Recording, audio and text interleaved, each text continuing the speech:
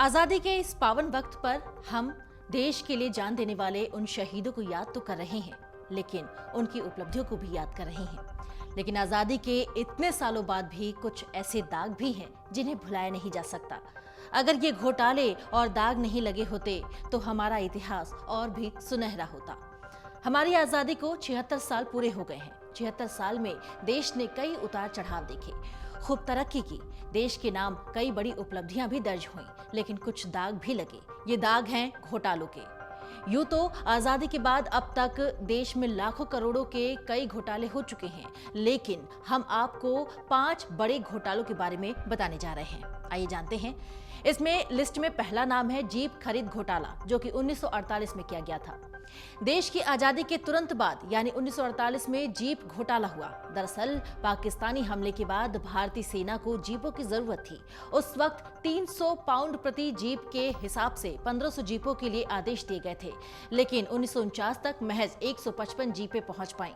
इनमें भी ज्यादातर जीपें तय मानक पर खरी नहीं उतरी।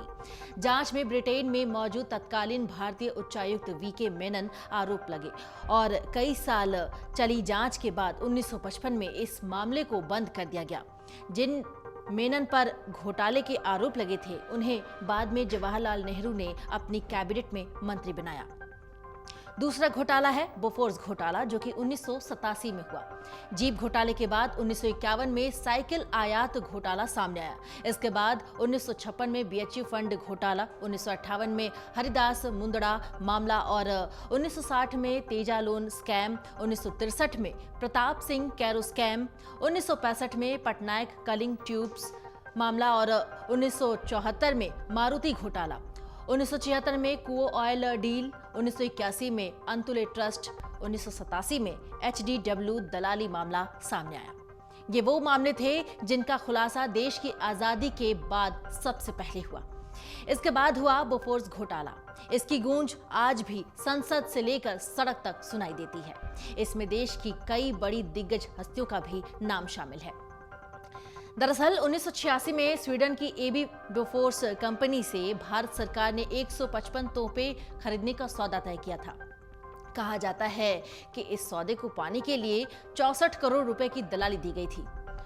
ऑटोवियो कट्रोची और प्रधानमंत्री राजीव गांधी का नाम इस घोटाले में सामने आया था। इस घोटाले को मुद्दा बनाकर विश्वनाथ प्रताप सिंह सत्ता में आए थे। तीसरा घोटाला हर्षद मेहता कांड है, जो कि 1992 में हुआ। बोफोर्स के बाद साल 1992 में हर्षद मेहता कांड सामने आया था और स्टॉक मार्केट में हर्षद मेहता का बड़ा नाम था। आरोप है कि हर्षद ने धोखाधड़ी से बैंकों का पैसा स्टॉक मार्केट में निवेश कर लिया था और उसके बाद स्टॉक मार्केट को करीब 5000 करोड़ रुपए का घाटा हुआ था। इस पर कई फिल्में भी बन चुकी हैं। बैंक अफसरों के मिलीभगत से हर्षद मेहता ने इतने बड़े स्कैम को अंजाम दिया था और इसकी वेब सीरीज भी अब खूब पॉपुलर हुई थी। चौथा घोटाला है कॉमनवेल्थ गेम्स घोटाला, जो कि 2011 में हुआ था। 2010 में भारत ने कॉमनवेल्थ गेम्स की मेजबानी की थी। भव्य स्तर पर इसका आयोजन हुआ था। पूरी दुनिया से खिलाड़ी आए थे। आयोजन के 1 साल बाद यानी 2011 में इस पर बड़ा दाग लगा और आरोप लगा कि इसमें करीब 70,000 करोड़ का घोटाला हुआ है।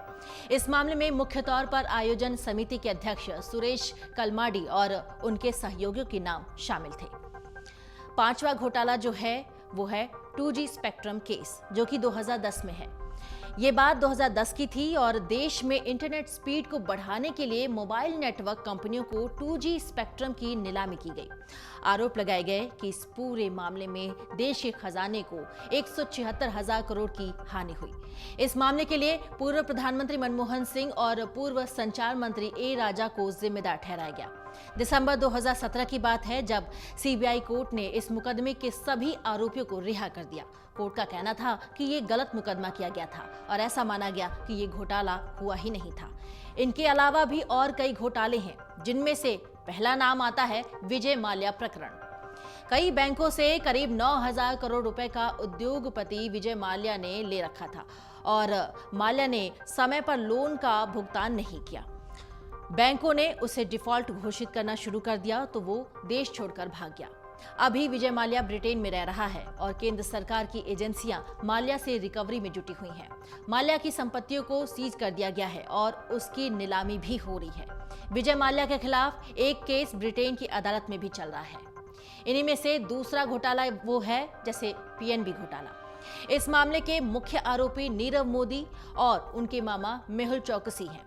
दोनों ने लेटर ऑफ अंडरटेकिंग के जरिए पंजाब नेशनल बैंक में 11,300 करोड़ रुपए का घोटाला कर डाला। देश के सबसे बड़े बैंकिंग फ्रॉड के बाद दोनों फरार हैं और केंद्र सरकार की एजेंसियों ने इन दोनों की संपत्ति सीज कर दी और उन्हें नीलाम करके भरपाई की कोशिश कर रही है। अमर उजाला अब आपके टीवी पर भी। अपने स्मार्ट टीवी पर YouTube पर सर्च करें अमर उजाला, चैनल सब्सक्राइब करें और देखें ताजा खबरें, वो भी HD क्वालिटी में। और हाँ, बेल आइकन दबाना ना भूलें ताकि हर खबर हो आपके घर। अमर उजाला, निष्पक्ष, निर्भीक, निरंतर।